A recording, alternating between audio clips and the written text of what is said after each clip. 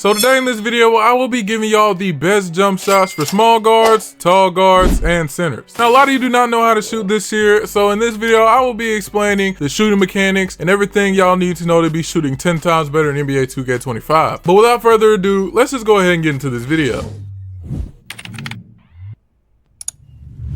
Alright, this is a lot of things that people do not pay attention to in NBA 2K25, which is the high risk, the normal risk, and the low risk in the real player. Now, difficulty base doesn't really matter. It really has a lot to do with the park difficulty. Say, for instance, you're in rec, that'll be like a little harder difficulty. Say, if you're in park, go being on like a rookie difficulty. But if you want to be a good shooter and continuously get the same rates of jump shots, I suggest high risk reward. Now, I cannot express this enough how good high risk is. Just because you can white doesn't mean you're going to make every shot. High risk gives you the chance to green every shot in this game, and I cannot express this enough. Now, there's a lot of people that always use low risk or normal risk and thinking it's like the same thing as high risk, but no, like honestly, if you want to be a better player, I suggest you use high risk because it's an easier chance for you to time your jump shot. Honestly, me personally, you could use normal risk too, but well, people still use normal risk, but honestly, I don't use it. It's just better for your green window. Honestly, your green window is 10 times better on high risk. So hey, if you do not have high risk on, go ahead and put this setting on. There's plenty of reasons why I say this, because I mean, honestly, a lot of people do not understand the easy standards or the rates of having high risk rewards. Now, high risk rewards does have the bigger green window peak basically. So the rhythm of high risk normally goes slow, fast, slow, slow, slow. Now, all you gotta do is just continuously remember that rhythm: slow, fast, slow, slow, slow. The more and more you will remember this rhythm, the better and better you'll become at shooting. And there's a lot more things that a lot of people not understand when it comes to shooting the basketball in NBA 2K25. Now, you gotta understand that it has a lot to do with openness, and it has a lot to do with getting space in this game. If you cannot dribble, if you cannot get space in NBA 2K25, that will be one of your problems why you can't shoot. It's either you're not taking good shots or you're just throwing up anything. But honestly, and another smart thing when it comes to shooting, understand that you're open after every dribble move. Every dribble move you do, you will be open. Like, it might sound crazy, trust me, it does, but the contest system this year is not that good. We all know that every time that you try to get a contest system in this game, or every time that you're trying to run up to a defender and his like hands in his face, but the guy still grins and it says it's open, is because, as I said, the contest system this year is terrible. So you should understand that each and every time you shoot and every time that you release that ball, it is the same jump shot no matter what you say. If you do not know your release points, your release cues, do not put your release cue as halfway push, halfway release. That makes no sense because you don't know your exact cue. Like what are you timing for? Like, what are you trying to time for? So I mean, honestly, it's about the smartest thing you can do is just put it at one set release cue so you can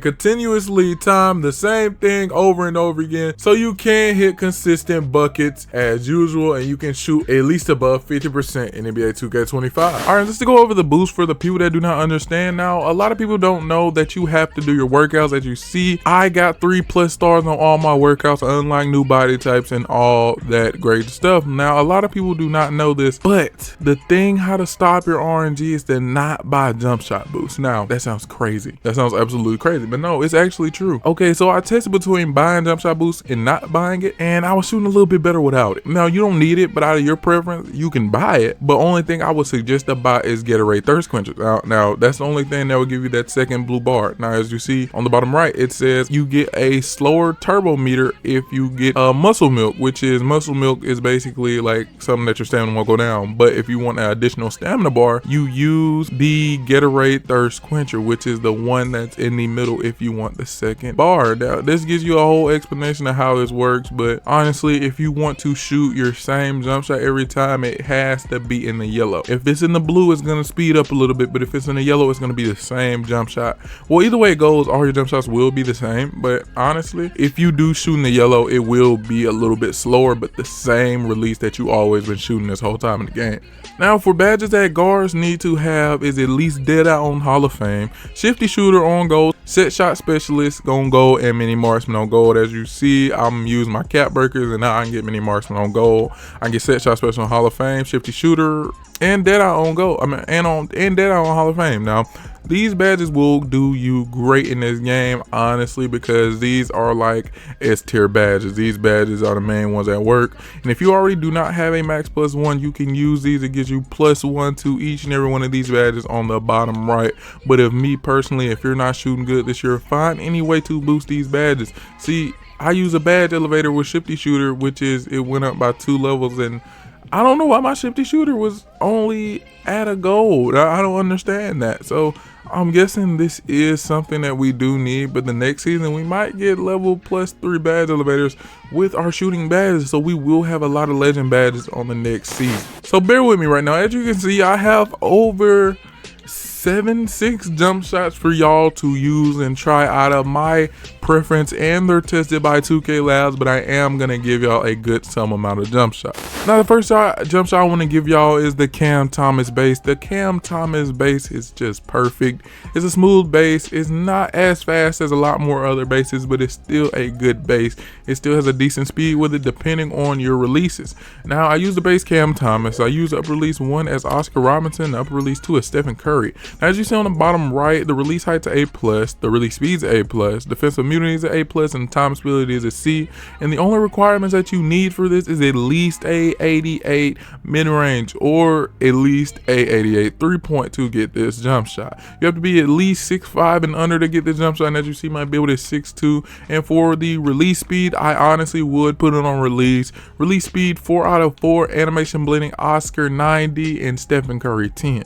Now for the second jump shot, we do have the base of Kyrie Irving. Now honestly, Kyrie Irving is a very solid base. It's very consistent. Now I don't know, I mean, I know a lot of friends that use this release, and honestly I know a lot of guards that shoot 60+ in this game using these bases and these releases. Now the weird thing about this year is that Oscar is at upper release 1 instead of upper release 2. I don't know, it's just how they put it. So for the lower base is Kyrie Irving. Upper release 1, Oscar Robinson. Upper release 2, Kyrie Irving. With the release speed and the jump shot visual cue at least 3 ticks above push, in the release speed 4 out of 4 with animation blending at 60% Oscar and 40% Kyrie Irving. The only requirements with this is you have to be under 6'5". In mid-range, at least have to be a 91 or a 3-point shot, a 91 plus to get this jump shot. This is a big gap in your player if you do not have any of these requirements at all. But if you have cap burgers, don't worry, because this jump shot will help you out. Now, I'm not a starter 4 yet, but when I get a starter 4, I'll give y'all the best patty jump shot. But this is another good solid jump shot for you small guards. Now, a lot of people did not know that Set Shot 25 from 2K22 is back in the game. I could show y'all this, and I will show y'all these jump shots after I even go through it, but I will show you how to release these jump shots and how to use these jump shots.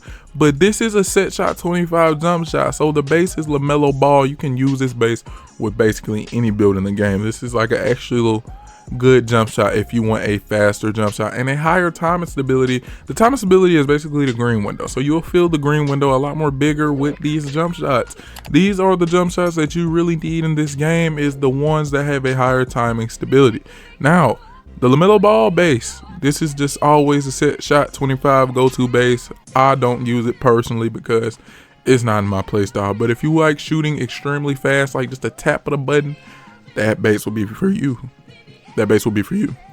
Now for the release 1, we are using Stephen Curry. In the upper release 2, we're using Oscar with the visual cue as release and the release speed 4 out of 4. Only reason why I put this as a release because the jump shot is extremely fast, and the animation blending 35% Curry and 65% Oscar. Now as you see on the right, the only 3-point requirements for this is a 85 3-point. You don't need nothing 85 3-point. You do not need nothing lower, nothing higher. It's a little simple to get this jump shot, but with the Stephen Curry release, that's what makes the height under 6'5". Alright, well that's enough for today's video. Honestly, I think that I have gave y'all really the uppermost best jump shots with the highest green window in NBA 2K25.